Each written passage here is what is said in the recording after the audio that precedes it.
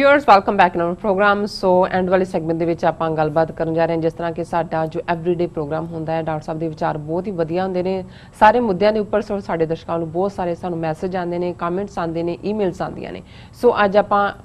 Email जी है जोड़े दर्शक जोड़े सानू उन्होंने लिखा है रावलपिंडी पाकिस्तान तो साढ़े बहुत ही प्यारे जो दर्शक डॉक्टर तारिक महमूद जी ने कुछ सानू सवाल पूछे ने उन्होंने जवाब अपन रब कोल जानते हैं। सो असी चाहांगे कि तुसीं नाल इसी तरह ही बने रहना। सो असी सारियां दा बहुत बहुत शुक्रिया अदा करते हैं। सो असी चाहांगे कि तुसीं नाल इसी तरह ही जुड़े रहना, देखण सुन ली एंड लिखण लई तुहाडा सब दा बहुत बहुत शुक्रिया। एंड नाल ही आपां गुरबानी विचारां भी तुहाडे नाल साझीआं करांगे। जी डॉक्टर साहब की कहना चाहोगे? देखो डॉक्टर तारिक महमूद रावलपिंडी बेस्ड ने, अक्सर सानू लिखते हैं और साडे इस प्रोग्राम नाल जुड़े हुए ने। उन्हां दी लिखत है, उन्होंने ये कहा कि सोशल मीडिया ते एक हिंदू सज्जन ने उन्होंने ये कहा कि भी सिख जिहड़े संत सिपाही ने और ये इन्हां दे ये बने ही इंडिया नू सेव करन लई ने। और उन्होंने कहा कि भी मैनू उन्हें कहा कि पहला सिख इतिहास बारे समझो कोई गल कहण तो पहला। और इस चों उन्होंने ਉਹਦਾ ਰਿਸਪੌਂਸ ਤਿਆਰ ਕਰ ਰਹੇ ਹੋਣਗੇ ਜਿਹਦੇ ਲਈ ਉਹਨਾਂ ਨੇ 3-4 ਸਵਾਲ ਪੁੱਛੇ ਨੇ।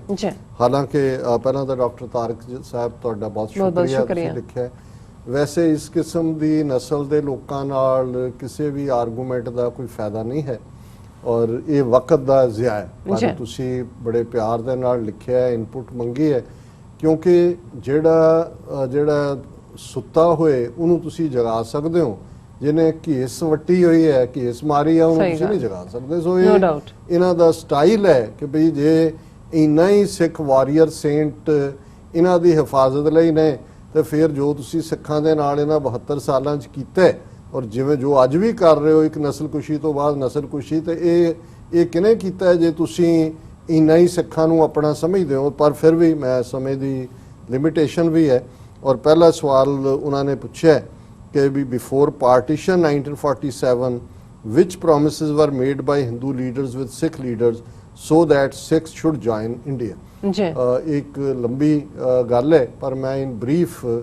सिख तीसरी धिर सी जिहड़े वोटां भी पैंदे सैपरेट इलैक्टोरेट सी, जिवें मुसलमान अपने नुमाइंदे चुनते सी, हिंदू अपने चुनते सी, सिख अपने चुनते सी। यही कारण है कि जिहड़ियां राउंड टेबल कॉन्फ्रेंसिस 1930 च होईयां ਜਾਂ 1946 फाइनल हुई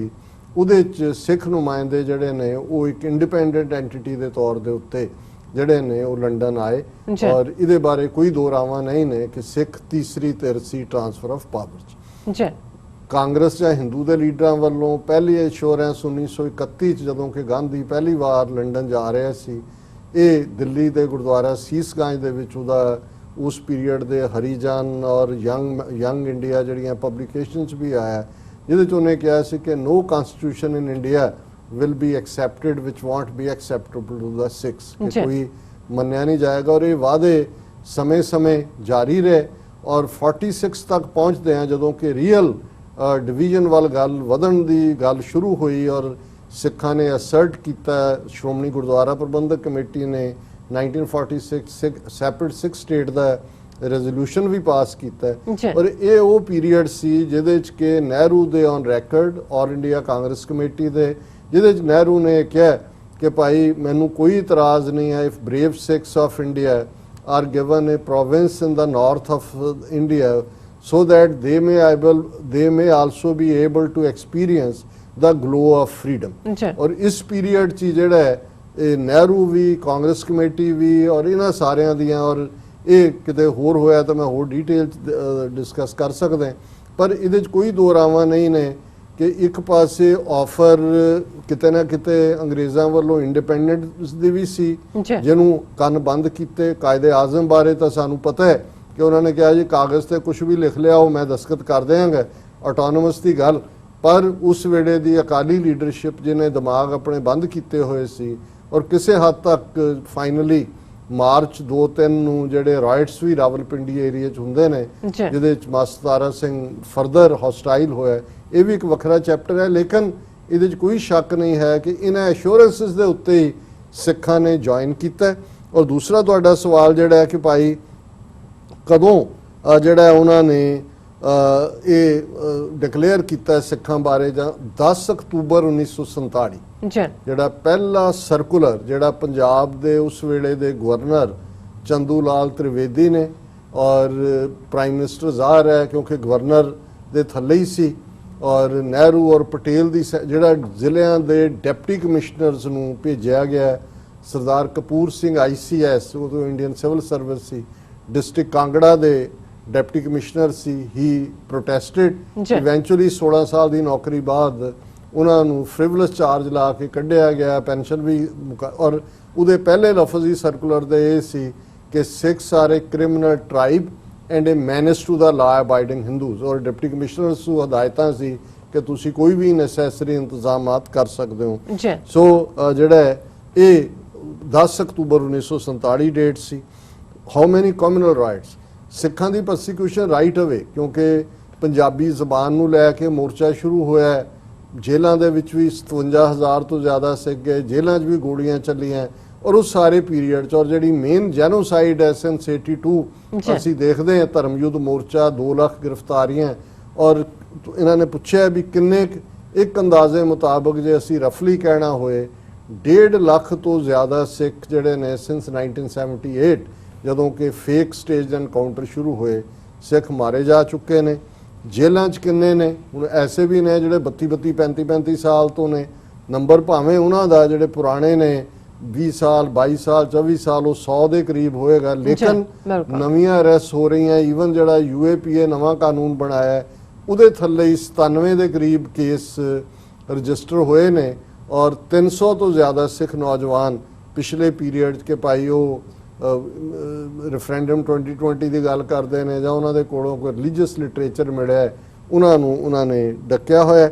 ਔਰ ਇਹੀ ਉਹਨਾਂ ਦੇ ਸਵਾਲ ਨੇ ਸੋ ਬਹੁਤ ਬਹੁਤ ਸ਼ੁਕਰੀਆ ਡਾਕਟਰ ਸਾਹਿਬ ਲਿਖਣ ਦੇ ਲਈ ਔਰ ਮੈਂ ਦੇਖ ਰਿਹਾ ਜ਼ਿਆਦਾ ਵਕਤ ਨਹੀਂ ਮੈਂ ਲਵਾਂਗਾ ਬਾਬਾ ਫਰੀਦ ਗੰਜ ਸ਼ੱਕਰ ਜਿਨ੍ਹਾਂ ਦੀ ਬਾਣੀ ਅਸੀਂ ਵਿਚਾਰਦੇ 2 ਸ਼ਲੋਕ ਅੱਜ ਅਸੀਂ ਉਹਨਾਂ ਦੇ ਵਿਚਾਰ ਲਈ ਚੁਣੇ ਨੇ ਇੱਕ ਸ਼ਲੋਕ ਨੰਬਰ 78 ਹੈ ਇੱਕ 79 ਹੈ ਗੁਰੂ ਗ੍ਰੰਥ ਸਾਹਿਬ 'ਚ 130 ਬਾਬਾ ਫਰੀਦ ਗੰਜ ਸ਼ੱਕਰ ਦੇ ਸ਼ਲੋਕ ਨੇ ਔਰ ਦੋਨੋਂ ਪਹਿਲਾ ਸ਼ਲੋਕ ਇਹ ਸਾਨੂੰ ਸਬਕ ਦਿੰਦਾ ਹੈ ਕਿ ਭਾਈ ਦੁਨਿਆਵੀ ਵਰਤੋਂ ਵਿਹਾਰ ਦੇ ਵਿੱਚ ਅਸੀਂ ਡੇ ਟੂ ਡੇ ਲਾਈਫ 'ਚ ਫॉरगिवनेस ਰੱਖਣੀ ਹੈ ਮਾਫ ਕਰਨਾ ਬਦਲਾ ਆਪਣੀ ਥਾਂ ਹੁੰਦਾ ਹੈ ਪਰ ਮੈਂ ਸਮਝਦਾ ਹਾਂ ਵੀ ਮਾਫ ਕਰਨ ਲਈ ਬਹੁਤ ਵੱਡਾ ਜਿਗਰਾ ਚਾਹੀਦਾ ਹੁੰਦਾ ਔਰ ਇਹ ਮਾਫੀ ਰੂਹਾਨੀਅਤ ਦੀ ਸਿਖਰ ਹੁੰਦੀ ਹੈ ਔਰ ਬਾਬਾ ਫਰੀਦ ਫਰਮਾਉਂਦੇ ਨੇ ਫਰੀਦਾ ਬੁਰੇ ਦਾ ਭਲਾ ਕਰ ਗੁੱਸਾ ਮਨ ਨਾ ਹੰਡਾਏ ਦੇਹੀ ਰੋਗ ਨਾ ਲੱਗਈ ਪੱਲੇ ਸਭ ਕੁਝ ਪਾਏ ਬਾਬਾ ਫਰੀਦ ਹੁਣ ਇਹ ਅਸੀਂ ਗੁਨਾਹਗਾਰ ਲੋਕ ਈਵਨ ਇਸ ਦੀ ਡੈਪਥ ਨੂੰ ਵੀ ਸ਼ਾਇਦ ਨਾ ਸਮਝ ਸਕੀਏ ਜਦੋਂ ਉਹ ਕਹਿੰਦੇ ਨੇ ਕਿ ਭਾਈ ਜਿਹਨੇ ਤੇਰੇ ਨਾਲ ਬੁਰਾ ਕੀਤਾ ਹੈ ਉਹਦਾ ਵੀ ਭਲਾ ਕਰ ਔਰ ਉਹਦਾ ਬੁਰਾ ਕਰਨ ਦੇ ਉੱਤੇ ਮਨ ਦੇ ਵਿੱਚ ਗੁੱਸਾ ਵੀ ਨਾ ਲੈ ਹੁਣ ਇਹਦੇ 'ਚ 2 ਐਲੀਮੈਂਟ ਨੇ ਜਦੋਂ ਤੁਹਾਡੇ ਨਾਲ ਕੋਈ ਬੁਰਾ ਕਰਦਾ ਹੈ ਦੁਨੀਆ ਦਾ ਤਾਂ ਇਹੀ ਦਸਤੂਰ ਹੈ an eye for an eye an apple for an apple ਜਿਹਨੇ ਤੁਹਾਨੂੰ ਐਪਲ ਦਿੱਤਾ ਤੁਸੀਂ ਵੀ ਉਹਨੂੰ ਦਿਓ ਜਿਹਨੇ ਤੁਹਾਡੀ ਅੱਖ ਕੱਢੀ ਹੈ ਤੁਸੀਂ ਕਹੋ ਮੈਂ ਵੀ ਤੇਰੀ ਕੱਢ ਦੇਣੀ ਹੁਣ ਬਾਬਾ ਫਰੀਦ ਫਰਮਾਉਂਦੇ ਨੇ ਕਿ ਭਾਈ ਉਹਨੂੰ ਮਨ 'ਚ ਗੁੱਸਾ ਵੀ ਨਹੀਂ ਲਿਆਉਣਾ ਤੇ ਫਿਰ ਪਰਤ ਕੇ ਉਹਦਾ ਭਲਾ ਕਰ ਫਰੀਦਾ ਬੁਰੇ ਦਾ ਭਲਾ ਕਰ ਗੁੱਸਾ ਮਨ ਨਾ ਹੰਡਾਏ ਔਰ ਫਿਰ ਉਹਨੇ ਦੱਸਿਆ ਵੀ ਇਹਦਾ ਫਾਇਦਾ ਕੀ ਹੈ ਦੇਹੀ ਰੋਗ ਨਾ ਲੱਗੇ ਹੁਣ ਇਸ ਗੱਲ ਦਾ ਧਿਆਨ ਰਹੇ ਕਿ ਐਂਗਰ ਔਰ ਮੈਡੀਕਲੀ ਇਹ ਗੱਲ ਪ੍ਰੂਵਨ ਹੈ ਕਿ ਜਦੋਂ ਅਸੀਂ ਖੁਸ਼ ਹੁੰਦੇ ਹਾਂ ਉਹਨੂੰ ਵਿਟਾਮਿਨ ਲਾਫਟਰ ਕਹਿੰਦੇ ਨੇ ਵੀ ਬਾਕੀ ਵਿਟਾਮਿਨ ਇੰਪੋਰਟੈਂਟ ਨੇ ਲਾਫਟਰ ਕਿ ਕਿੰਨੀ ਪੋਜ਼ਿਟਿਵਨੈਸ ਕਿੰਨੀਆਂ ਬਾਡੀ ਤੁਹਾਡੇ ਸਿਕ੍ਰੀਸ਼ਨਸ ਗਲੈਂਡਸ ਐਕਟਿਵ ਮੈਟਾਬੋਲਿਜ਼ਮ ਉਹਨੂੰ ਕਿੰਨੀ ਪੋਜ਼ਿਟਿਵਿਟੀ ਮਿਲਦੀ ਹੈ ਤੇ ਜਦੋਂ ਅਸੀਂ ਗੁੱਸੇ 'ਚ ਹੁੰਦੇ ਆ ਐਂਗਰ 'ਚ ਹੁੰਦੇ ਆ ਤੁਸੀਂ ਇੱਕਦਮ ਦੇਖੋ ਬੰਦਾ ਕੰਬ ਰਿਹਾ ਹੁੰਦਾ ਹੈ ਬਲੱਡ ਪ੍ਰੈਸ਼ਰ ਉਹਦਾ ਕਿਤੇ ਚਲਾ ਜਾਂਦਾ ਹੈ ਤੇ ਉਹ ਕਿਵੇਂ ਔਰ ਇਸੇ ਲਈ ਜਿਹੜੇ ਬੱਚੇ ਚਿੜਚਿੜੇ ਹੁੰਦੇ ਨੇ ਉਹਨਾਂ ਨੂੰ ਜੋ ਮਰਜ਼ੀ ਖਵਾਈ ਜਾਓ ਸਿਹਤ ਨਹੀਂ ਬਣਦੀ ਸੋ ਇਹ ਹੈ ਉਹਨਾਂ ਬਾਬਾ ਫਰੀਦ ਫਰਮਾਉਂਦੇ ਨੇ ਕਿ ਭਾਈ ਇੱਕ ਤਾਂ ਤੂੰ ਤੰਦਰੁਸਤ ਰਹੇਗਾ ਉਹਦਾ ਤੇ ਪੱਲੇ ਸਭ ਕੁਝ ਪਾਏ ਕਿ ਵੀ ਇਹੀ ਰੂਹਾਨੀਅਤ ਦਾ ਤੇਰਾ ਖਜ਼ਾਨਾ ਹੈ ਕਿ ਵੀ ਫਿਰ ਤੂੰ ਜਿਸ ਰਸਤੇ ਤੇ ਤੁਰ ਰਿਹਾ ਹੈ ਜਦੋਂ ਤੂੰ ਫॉरगिवनेस ਚ ਆਏਗਾ ਫਿਰ ਤੇਰੇ ਪੱਲੇ ਰੱਬ ਵੀ ਕੁਛ ਨਾ ਕੁਛ ਪਾਉਂਦਾ ਹੈ ਔਰ ਇਹ ਸਾਰਾ ਕੁਝ ਵੀ ਜਿਹੜਾ ਹੈ ਨਾਲ ਦੀ ਨਾਲ ਜਿਹੜਾ ਅੰਦਰ ਜਿਹੜਾ ਚੰਗਾ ਗੁਣ ਹੈ ਉਹ ਵੀ ਤੇਰਾ ਸਾਂਭਿਆ ਰਹੇਗਾ ਔਰ ਦੂਸਰਾ ਸ਼ਲੋਕ ਹੈ ਜਿਹੜਾ ਇਸ ਗੱਲ ਦੀ ਯਾਦ ਦਹਾਨੀ ਹੈ ਕਿ ਹਕੀਕਤ ਜ਼ਿੰਦਗੀ ਦੀ ਕੀ ਹੈ ਫਰੀਦਾ ਪੰਖ ਪ੍ਰਾਹੁਣੀ ਦੁਨੀ ਸੁਹਾਵਾ ਬਾਗ ਨੌਬਤ ਵੱਜੀ ਸੁਬਾ ਸਿਉ ਚੱਲਣ ਕਾ ਕਰ ਸਾਜ ਪੰਛੀ ਹੁਣ ਉਹੀ ਦਰਖਤ ਹੈ ਜਿਸ ਬਾਰੇ ਇੱਕ ਥਾਂ ਹੋਰ ਆਉਂਦਾ ਹੈ ਕਿ ਬਿਰਖੇ ਹੇਠ ਸਭ ਜੰਤ ਇਕੱਠੇ, ਇੱਕ ਤੱਤੇ ਇੱਕ ਬੋਲਣ ਮਿੱਠੇ। ਜੀ ਕਿ ਉਹੀ ਦਰਖਤ ਹੈ, ਉਹਦੀ ਛਾਂ ਹੈ, ਅੱਡ-ਅੱਡ ਸੁਭਾਵਾਂ ਦੇ ਪੰਛੀ ਆਉਂਦੇ ਨੇ, ਉਹਨਾਂ ਦੇ ਆਲਣੇ ਉਹਦੇ ਤੇ ਨੇ। ਕੋਈ ਇੱਕੋ ਦਰਖਤ ਇੱਕੋ ਪੰਛੀ ਦਾ ਤਾਂ ਆਲਣਾ ਨਹੀਂ ਹੁੰਦਾ। ਜੀ ਔਰ ਉਹ ਐਨ ਜਦੋਂ ਸੂਰਜ ਢਲਦਾ ਹੈ ਉਹ ਆਪਣੇ ਆਲਣੇ 'ਚ ਆ ਜਾਂਦੇ ਨੇ, ਤੇ ਜਿਉਂ ਹੀ ਧੌਂਸਾ ਵੱਜਦਾ ਹੈ, ਸਵੇਰ ਹੁੰਦੀ ਹੈ, ਨੌਬਤ ਵੱਜੀ, ਸਵੇਰ ਹੋਇਆ, ਪੌ ਫੁਟਾਲਾ ਹੋਇਆ, ਪੰਛੀ ਆਪੋ ਆਪਣੀ ਮੰਜ਼ਿਲ ਵੱਲ ਜਿਹੜਾ ਤੁਰ ਪੈਂਦੇ ਨੇ ਆਪਣਾ ਆਹਾਰ ਕਰਨ ਦੇ ਲਈ, ਆਪਣੇ ਰਿਜ਼ਕ ਦੇ ਲਈ। ਜੀ ਹੁਣ ਇਹਨੂੰ ਬਾਬਾ ਫਰੀਦ ਨੇ ਦੁਨੀਆਦਾਰੀ ਦੱਸਿਆ ਹੈ ਕਿ ਸਾਡਾ ਦੁਨੀਆ 'ਚ ਆਉਣਾ ਕਿਵੇਂ ਹੈ। ਬਿਲਕੁਲ ਕਿ ਅਸੀਂ ਆਏ ਇੱਕ ਬਿਰਖ ਦੇ ਥੱਲੇ ਤੇ ਉਵੇਂ ਹੀ ਜ਼ਿੰਦਗੀ ਬੀਤ ਜਾਣੀ ਹੈ। ਤੇ ਜਿਵੇਂ ਪੰਛੀ ਉੱਡ ਜਾਂਦੇ ਨੇ ਆਲਣਿਆਂ 'ਚੋਂ ਆਪਣੇ ਦਿਨ ਦੇ ਲਈ, ਇਵੇਂ ਹੀ ਅਸੀਂ ਇਸ ਦੁਨੀਆ ਤੋਂ ਰੁਖਸਤ ਹੋ ਜਾਣਾ ਹੈ। ਜੀ ਫਰੀਦਾ ਪੰਖ ਪ੍ਰਾਹੁਣੀ, ਜਿਵੇਂ ਪੰਛੀ ਜਿਹੜੇ ਨੇ ਉਹਨਾਂ ਦੀ ਪੰਛੀਆਂ ਦੀ ਡਾਰ ਉਹ ਪ੍ਰਾਹੁਣਿਆਂ ਵਾਂਗ ਹੀ ਹੁੰਦੀ ਆ, ਆਣ ਜਾਣ ਹੀ ਹੁੰਦਾ, ਪੱਕਾ ਟਿਕਾਣਾ ਨਹੀਂ ਹੁੰਦਾ, ਨਾ ਆਲਣਾ ਪੱਕਾ ਟਿਕਾਣਾ ਤੇ ਜਿੱਧਰ ਗਏ ਨੇ ਉਹ। ਪਰ ਇੱਥੇ ਇੱਕ ਇਸ ਦੁਨੀਆ 'ਚ ਅਸੀਂ ਆਏ, ਇਹ ਸਾਡਾ ਇੱਕ ਆਲਣ ਹੈ ਜੀ ਔਰ ਇਸ 'ਚੋਂ ਅਸੀਂ ਅਲਟੀਮੇਟਲੀ ਉੱਡ ਜਾਣਾ। ਦੁਨੀ ਸੁਹਾਵਾ ਬਾਗ, ਇਹ ਦੁਨੀਆ ਇੱਕ ਸੋਹਣੇ ਬਾਗ ਵਾਂਗ ਹੈ। ਨੌਬਤ ਵੱਜੀ ਸੁਬਹ, ਧੌਂਸਾ ਵੱਜਣਾ ਮੌਤ, ਜੀ ਕਿ ਜਦੋਂ ਮੌਤ ਦੀ ਘੰਟੀ ਖੜਕੀ,